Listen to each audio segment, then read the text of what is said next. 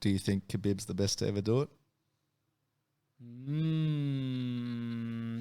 See, you know what the problem is?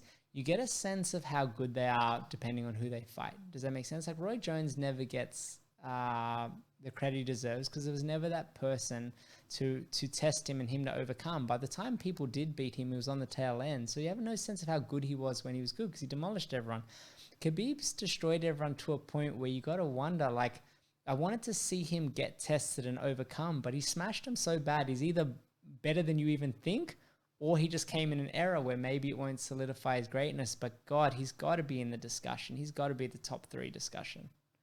But I mean, like some of the opponents he's faced, I mean, they're not slouches. No, they're right? top of the top, but they haven't tested him. So you just don't know the depth of his like skill. Maybe he just got them where he was good every time and the fight went his way. And you know what I mean? Like, at least when you see, like, it was kind of like Tyson had this air of he's got to be the best ever until he was tested and he failed. And then he lost that air of greatness. He was always a killer, but he's not considered even in the conversation at the top.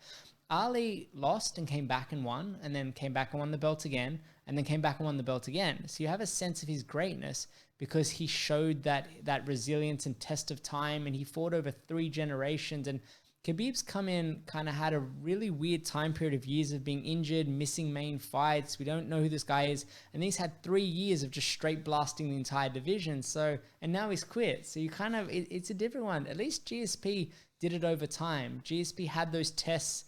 He overcame them. Then he had, like, you know what I mean? We followed his career over years. So in your mind, you had always told yourself GSP was the best or Anderson was the best.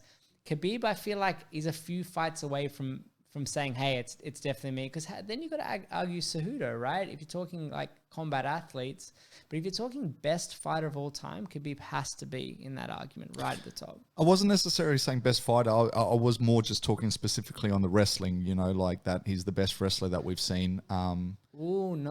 Cejudo would be the best wrestler because of the Olympic gold. You'd say by merit he would be. Daniel Cormier, and that's up top.